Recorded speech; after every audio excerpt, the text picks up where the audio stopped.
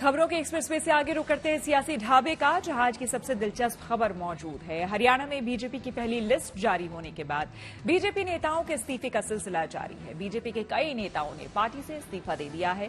कुछ ने निर्दलीय चुनाव लड़ने का ऐलान किया है। ऊर्जा और जेल मंत्री रणजीत सिंह चौटाला और विधायक लक्ष्मण दास नापा समेत कई नेताओं ने टिकट कटने पर नाराजगी जाहिर करते हुए पार्टी छोड़ने का ऐलान भी किया।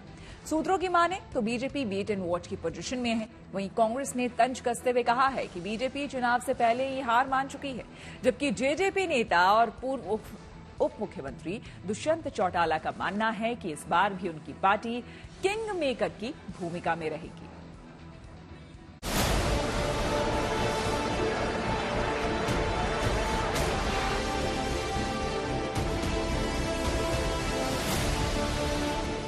हरियाणा में बीजेपी की पहली लिस्ट आने पर बवाल थम नहीं रहा।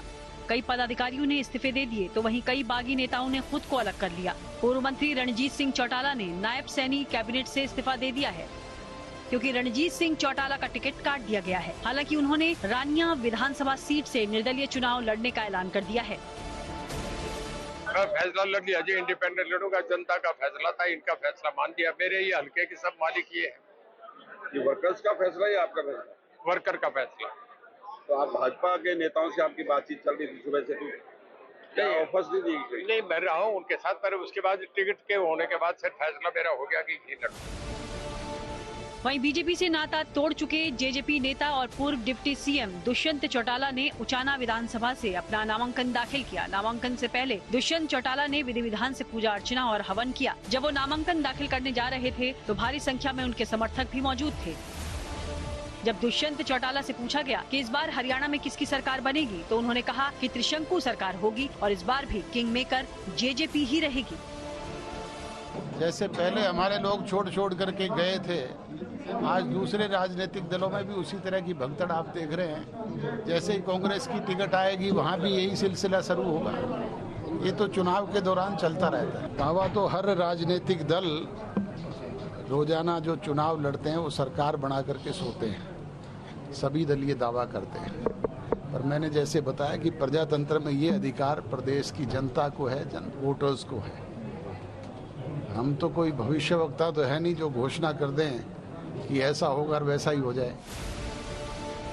हरियाणा में अंतर्कलह से जूझ रही बीजेपी के लिए सत्ता तक पहुंच पाना आसान नहीं है। फिर भी उसे भरोसा है कि तीसरी बार भी उसी की सरकार बनेगी। वहीं लोकसभा के नतीजों से कांग्रेस का जोश हाई है और वो कह रही है कि बीजेपी ने चुनाव से पहले ही हार मान ली है। छोटे से कार्यकर्ता की भी राय ली गई है कि कैंडिडेट कौन हो।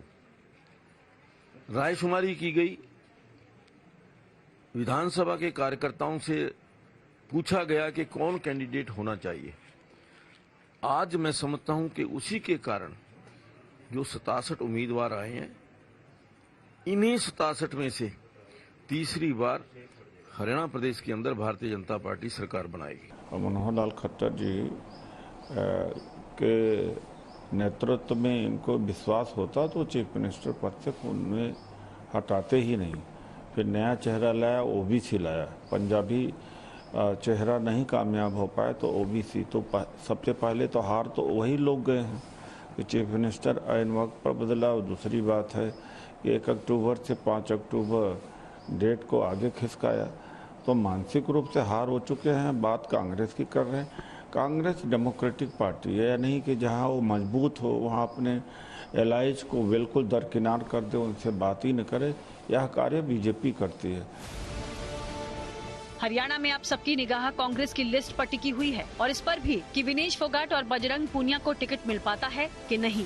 बीजेपी का आरोप है कि पहलवानों का दिल्ली में धरना राजनीतिक साजिश थी, तो वहीं कांग्रेस इसे बेबुनियाद बता रही है और कह रही है कि चुनाव लड़ना सबका अधिकार है। एक राजनीतिक चक्र में मैं समझता हूँ हमारे वो साथी खिलाड़ी हैं उसमें फंसे थे, उस समय फंसे थे। आज उसका पटाक्षेप हो रहा है कि वही लोग आज मिलकर के कांग्रेस के नेताओं के साथ टिकट की गुहार कर रहे हैं। इसका मतलब ये है कि वो जो सारा विषय था वो राजनीति से ओतप्रोत था। उस समय तो एकदम इसको शायद इतनी साफ गोई से कोई नहीं कह सकता था, लेकिन आज तो साफ गोई हो गई। देखिए, सवाल फायदे नुकसान का नहीं है। ये फैसला राहुल गांधी और कांग्रेस पार्टी करेंगे। अगर कांग्रेस पार्टी को उनसे मजबूती मिलती है तो निश्चित तौर से उनको ज्वाइन कराएंगे। कांग्रेस और आम आदमी पार्टी के बीच अभी तक गठबंधन की डील फाइनल नहीं हो पाई है। हालांकि उम्मीद है कि हरियाणा में दोनों साथ मिलकर चुनाव लड़ेंगे। बीजेपी की पहली लिस्ट में 27 नए चेहरे हैं, जबकि 9 विधायकों का टिकट काट दिया गया है, जिसमें 3 मंत्री भी शामिल हैं। वहीं बीजेपी ने दल बदलुओं का भी ख्याल रखा है। जेजेपी के 3 पूर्व बागी विधायकों को टिकट दिया है। अपनों की नाराजगी को लेकर बीजेपी अभी वेट एंड वॉच की पॉलिसी पर चल रही है। बीजेपी सूत्रों का कहना है कि अभी 1-2 दिन और इंतजार कर नाराज नेताओं का रुख देखा जाएगा। जो नेता नहीं मानेंगे या जिनकी नाराजगी 1-2 दिन बाद भी बरकरार रहेगी, उनको बनाने के लिए बीजेपी और संघ के स्थानीय नेताओं को लगाया जाएगा। बीजेपी सूत्र सभी नेताओं की नाराजगी दूर कर लिए जाने और पार्टी के एकजुट होकर चुनाव मैदान में उतरने के दावे कर रहे हैं। Bureau report, good news today.